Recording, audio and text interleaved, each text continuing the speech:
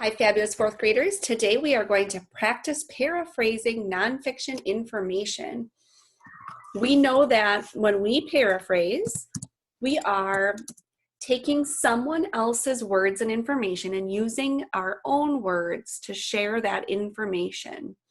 So when we paraphrase, we have to be sure the words are our own. Okay. We use a strategy called stop, think, paraphrase, or STP, when we paraphrase information. I want to show you an example of what it looks like and sounds like when we think about new information, and then how we put that in our own words or how we paraphrase it. I found an interesting article that connects to a lot of what we've been talking about in morning meeting with caterpillars. This is called these tiny plastic munching caterpillars can clean up our world, but there's a catch. And there's a picture of what this unique caterpillar looks like. The caption reads, "The waxworm researchers discovered in 2017 eats through common types of plastic." If I were to use my imagination, that I'm doing a research project about these really unique waxworms, which is a type of caterpillar that sounds like it eats plastic, or it's able to eat plastic. My first job is to read the article carefully. I'm going to read it all the way through one time. I'm not going to worry about what's important yet or how I'm going to paraphrase. I just want to understand my topic.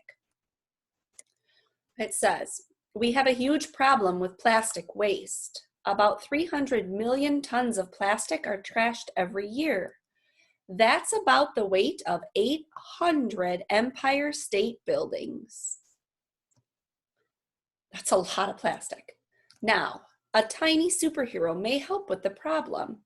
It's a kind of caterpillar called a waxworm. I see a subheading here. It says, "Eats through common plastics." Researchers discovered the waxworm in 2017. It seems to be able to eat through common plastics. Polyethylene is one. Polyethylene is a non-biodegradable type of plastic. It cannot break down naturally. So something's non-biodegradable, it means it would go to a dump or a landfill and it stays there forever. It never breaks down and falls apart. Polyethylene is the most commonly used plastic worldwide. A baby waxworm is called a larva. Waxworms' larvae eat a lot. Brian Cassone said, Cassone is a professor of biology at Brandon University. Biology is the study of living things. Now researchers have an explanation. A study was released on March 3rd. It appeared in the journal Proceedings of the Royal Society B. The key is the microorganisms in the waxworm's gut. Microorganisms are tiny living things. Bacteria are microorganisms, for example. The waxworm's gut microorganisms help break down plastics. Researchers studied the waxworm at Brandon University in Manitoba, Canada. They found that waxworms can eat and break down polyethylene at very high rates. It is a speed never seen before. So not only can these worms eat plastic, but they eat a lot and they can eat it quick. Next subheading, not the perfect solution.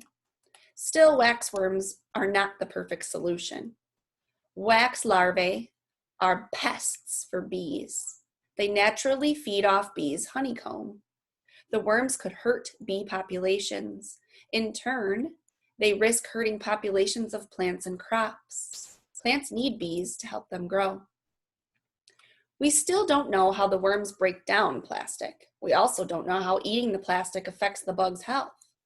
Researchers will study the caterpillar's gut bacteria. Cassone hopes they find out how it works. They want to know what is inside. That way, it could be used to design better ways to get rid of plastic. Scientists do not want to just have the worms eat the plastic. So in summary of our whole article, we know that this cool new caterpillar, a waxworm, has been found on our planet. We know that, interestingly enough, they are able to not only chew through plastic, but these microorganisms, okay, the stuff inside their gut, which is the part of you that kind of processes food and gets rid of it, that is able to break down the plastic so they don't die after eating it. There were a lot of people, it basically says, that were thinking, perfect, let's just put a ton of these caterpillars in a landfill or in a dump and they'll eat the plastic. However, researchers discovered that that is a big problem, right? Because if we did that and there were a ton of these caterpillars everywhere, eventually they would get out of the landfills. And it says that they feed naturally on a bee's honeycomb, which means most likely they would end up destroying a lot of honeycomb, which would destroy bees. And then we are unable to continue to grow food, and plants can't grow without bees because they pollinate the plants. Okay, so they thought at first the worm was a solution, but then they learned that solution could create more problems. Okay. We now read our article, and as you all do your research, no matter what the topic is, whether it's caterpillars or a country or a state or a town or a person, we always read the information first. Now that we have done that, the second step is to stop, think, and paraphrase, meaning we are going to go back and read small parts. We're going to stop, think about what it really told us, and then try to put that in our own words. How your assignment page is set up is we have that article on the left that we just read, and the paraphrased section on the right, which is where you're going to type your paraphrasing. I put my paraphrased words right next to the actual words so that you can see the difference. The first section I paraphrased, okay, and that you'll see on your document, is the section that says, we have a huge problem with plastic waste. About 300 million tons of plastic are trashed every year. That's about the weight of 800 Empire State Buildings. It says, now a tiny superhero can help with the problem. It's a kind of caterpillar called a waxworm. After I read that, I stopped looking at this side of my page. I looked over here and I typed what that means to me, or what I remember after reading it. I typed, did you know about 300 million tons of plastic is placed in garbage every year? Notice I don't see the words over here, did you know? I did take that number, but that's because a number is a fact, and you can use numbers or names of things in your paraphrasing. We often have to, so that it makes sense. Okay. I wrote, researchers have learned that there is a caterpillar called a waxworm, and it might be able to help get rid of plastic waste. Notice that over here, they use the original source said, a tiny superhero. Did I use those words over here? A tiny superhero? I like those words. I like how that sounds. But I know that if I were to steal those words, that is not paraphrasing. So I had to put this in my own words. I did not use that same wording. In this next section, eats through common plastics. This is when we learned all about the polyethylene and how it's a type of plastic that never goes away. This is when we learned about what they know about what's inside of the caterpillar. My paraphrasing says, in 2017, researchers learned about a waxworm that's able to eat plastic. Is that how they started their paragraph? No, I don't see that phrasing anywhere. Okay, but I did still use that number and the specific date because that is a fact that I want to share with readers. I wrote, this is important because there are types of plastics such as polyethylene that do not break down naturally. They stay in landfills forever. I don't see anything in this paragraph or the next one about landfills. I put that in my own words because to me, it was important to explain why is it a problem that this type of plastic doesn't break down. So I made sense of these facts and I wrote them in my own words. Last sections that I've done, I wrote a study that was written in the journal Proceedings of the Royal Society B.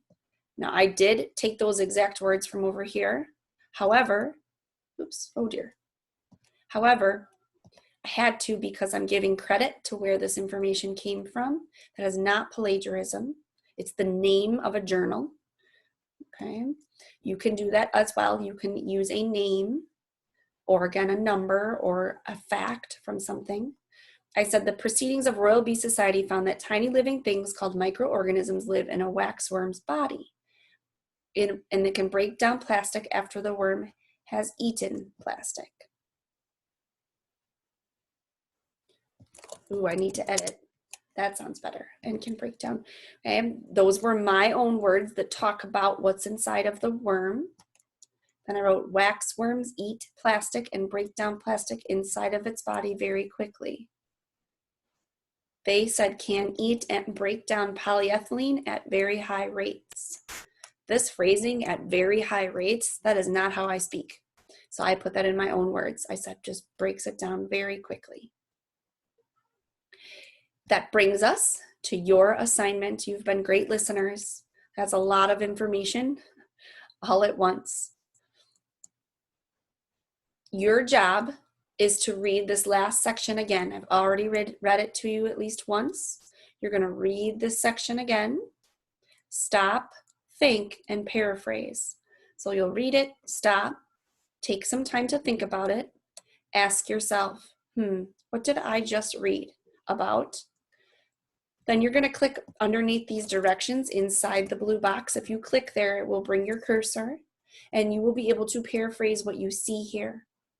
As a friendly reminder, we do not steal full sentences. You should not copy and paste.